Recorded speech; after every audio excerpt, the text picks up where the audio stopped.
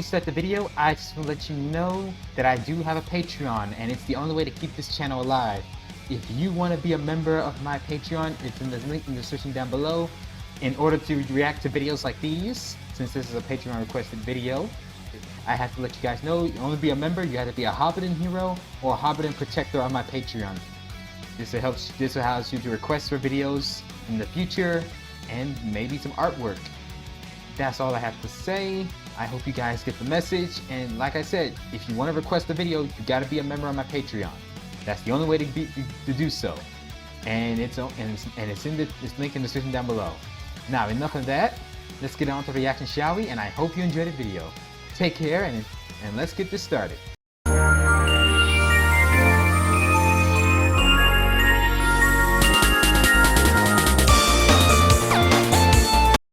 What is up, YouTube? Frost the Hobidon here, and today I'm back with another reaction video for all of you.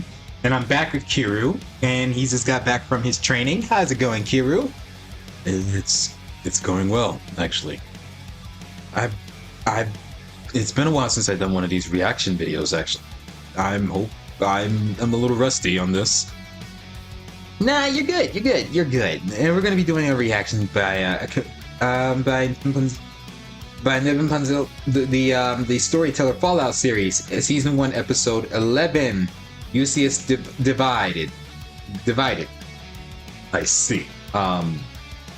It's been another Fallout episode. Okay, I can work with that. Alright, if you haven't checked out the original video, I'm leaving the link to the description down below. So please go check it out for yourself before seeing our reaction. It's most appreciated that you support the official release. Yeah, what he said. Alright, enough of me talking, let's get on to reacting. In 3, 2, 1, let's go. But want to learn more about its story? Well, to get to the heart of the story, yeah, we're here to learn. Back to the beginning. Back to the beginning.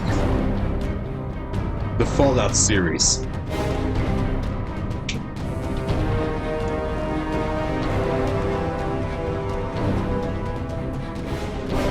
You know, it's been a while since I done reactions with you. It has. I've been trying to give you a break, but people keep calling you for more. I guess they really love you. There were some mighty inhospitable places in this world even before the war. Deserts that could sear the life from a man. Thank you, Nevin Punzel, for getting me to react to this. Rivers so polluted that catch fire, and lawless I'm sure he appreciates it. By brutal fanatics. It was a bad enough place that some people even looked forward to the apocalypse. A chance for humanity to start over and build a new society that was worthy of its people's loyalty. I guess so. Some folk who are proud to wear wrecked. the flags of the new societies that have appeared in the aftermath. The Brotherhood, the Enclave, New California Republic, even some slaves in the Legion who are proud of the bull symbol embroidered on their clothes. I don't like this. I don't like slaves slaves of the at old all. world are still out there. Nobody for does, travelers but who care to look. The red, white, and blue, and the stars and stripes appear all over the Mojave. They're a code, a message for someone. Can't say who they're for, but the man who made the marks isn't shy about making his presence known. I bet they weren't. He traveled through the Mojave as a messenger of the Mojave Express out of Prim, concealing his role as one of Caesar's frumentari. Oh. He calls himself Ulysses. That's a name from the old Roman times, and one that belonged to a general who fought in one of America's most bitter wars. The Mojave's Ulysses named himself after this general, a hero who united two nations under a single flag. America's flag on his back is a symbol of that dedication. Ulysses is a man who respects symbols. Oh, that's their new He American spent his life flag. trying to find in one some that way. he could be proud to wear. What's It began America? with the tribe he was born into. I don't know. Twisted hairs. They We wore don't their have an hair America in our braids universe. to symbolize their life and achievements. And Ulysses has honored that tradition throughout his life, even after the tribe was assimilated by Caesar's legion. He's a loyal man, too. That is both a virtue and a curse in the wasteland. Despite seeing his tribe betrayed and enslaved by Caesar, That's Ulysses not still good. remained loyal to the No, legion. it isn't. Give that man a cause, and he'll fight under its flag. Oh, He wow. carried the symbol of the bull with him throughout Nevada and was the first in the Legion to discover Hoover Dam, where he spotted the Rangers from the New California Republic. The Rangers had their own flag, Their totem was the two-headed bear of the NCR. These were men who shared his respect for symbols, and Ulysses knew that the bull and bear would battle to the death over that dam. He didn't fight in the battle for Hoover Dam. Of course there's going to be a fight between these Caesar two. had sent him further west to cut the NCR supply lines. Interstate 15 used to be a highway where cars and trucks rolled at speeds faster than a Those are cars? jet. Yeah, we got hover cars where we are. It was known as the Long 15, and it saw its fair share of traffic with Brahmin carts bringing food and ammunition to NCR soldiers. The road served as a jugular vein for the bear's two heads. Shortly before the NCR clashed with the Legion at the dam, Ulysses was out by the Long 15. They actually got two-headed cows carrying their cargo That's the here. sort of name they liked to give places back before the war. Putting the word hope in the name didn't save the place when the Great War struck. Sadly, I bet the meat is probably unsanitized, so no eating them. Settling back in.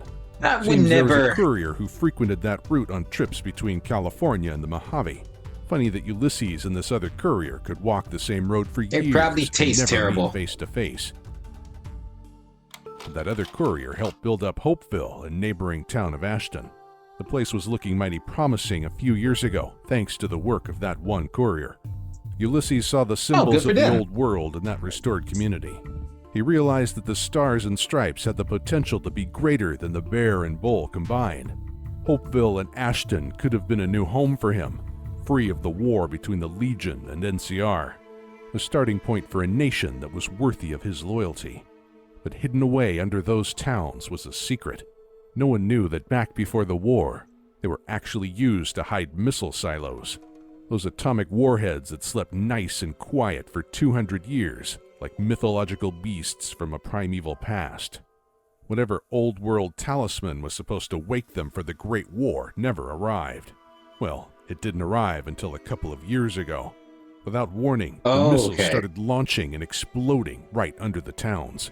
It was the second time Armageddon, and it ripped the land open, torn the streets, filled the ground with invisible radioactive fire, and set up dust storms that could skin a man alive. Whoa, that sounds crazy. After all that time. Okay, note to self, not living there. There was Ulysses. I don't think we want to be there. Kept to himself so far. Fair enough. Even though he escaped, there are still some souls living in the ruins of Hopeville. The NCR Those are some brave soldiers and Legion souls. troops who are fighting over the place when the warheads blew are trapped there now. The radiation changed them, mutated them into something akin to the ghouls we have in the rest of the wasteland. The harsh sandstorms flayed them alive, but their mutation kept them going. That even looks when their disturbing. Skin scoured off. Their red, exposed flesh marks them as the unfortunates who survived a second apocalypse. Their rage unites them against anyone who enters their land. Their identities as NCR or Legion are gone. The only vestige of those former lives are the scraps of old uniforms they wear. Well, at least they're sane, grow right? weak when they stray from the radioactive soil of this place they call except the more Divide angry. now. Few people have laid eyes on them, Yeah, that's except true. for a couple of couriers and a foolhardy storyteller in rusty power armor. Ulysses managed to escape with his hide intact because of the automated medical technology in the Divide. Was that a drink? The place was full of robots. I was getting including something to those drink. little floating iBots that the Enclave used to have out east. There must have been pre-war machinery in the Divide that could duplicate the iBots and modify them to do the work of autodocs. After climbing out of the ruins of the Divide, Ulysses was still loyal to Caesar for a time. Before he took his final trip back to the Divide, he was sent by the Bull to the Great Salt Lake in Utah. There he manipulated the Whitelegs tribe into doing Caesar's will. He would inflict the same fate that had befallen his own tribe onto the Whitelegs, all to kill one man. Joshua Graham was one of the few men that Caesar feared had allied himself with another tribe in the area. Really now? So Wow, Ulysses they did all taught this the for one Whitelegs guy? how to wage war with Roman brutality. Can't say they. and I bet 21st that century weapons. a bit too much, The don't you think? Whitelegs were unaware A lot that can their happen alliance with because the of one Legion would person. eventually be their undoing. You'd be surprised. And they hailed Ulysses as a hero and honored him by mimicking his braided hair. They still wear it that way today, unaware that he considered it to be a mockery of his dead kinsmen, the Twisted Hairs.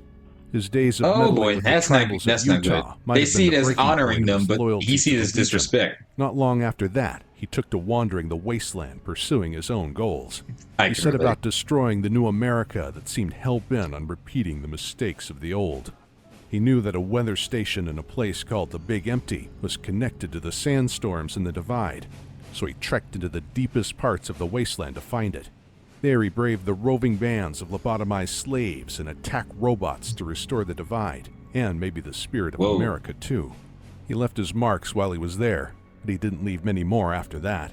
His travels must have taken him all over the Mojave and beyond, but all we know is that he was in the town of Prim recently. The logbooks at the Mojave Express office there show that he was hired to take something important to the New Vegas Strip. What could be so important? Some other courier took the package, whatever it was.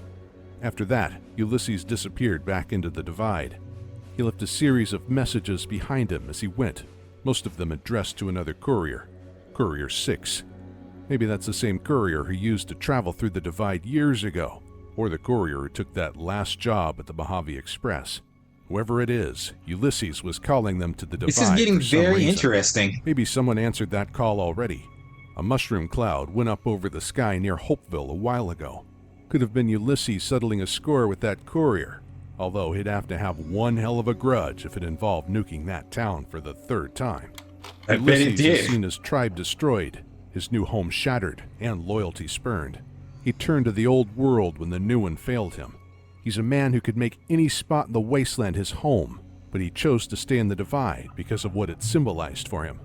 Lately, there's been a person out there in the ruins above Hopeville, keeping a lonely vigil over the broken land. Has the lean body of Very a messenger old American flag. wears the flag of the old world on their back. It might be that other courier wearing a duster like the one that Ulysses used to wear. Or it might be Ulysses himself. After years of living only for his hate, he might have made peace with himself and the courier. The wasteland has enough problems living in a already, world and where you lots of carry so folk much would hatred find it is not comforting healthy to for think you. that Ulysses has come to the end of his Trust journey, me, it's delivered not his good. final message, and is content to stand guard over one place for a while. Give me good. Ulysses was one of the greatest assets the Legion had, but even he was far from the deadliest. But that is a story for another day. That was short. Special thanks to our sponsors. I mean, it's only 11 minutes long. Well, that was the Storyteller Fallout Season 1, Episode 11. You see it's divided. What are your thoughts on it, Keru? It was actually very educational. I'm glad. Thanks for having me. Now, if you excuse me, I gotta go. Thank you guys, and have a good day.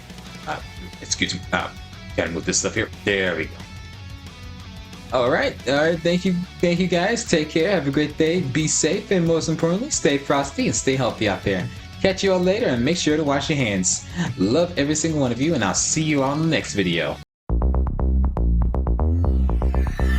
Run! She's a ghost and a bitch!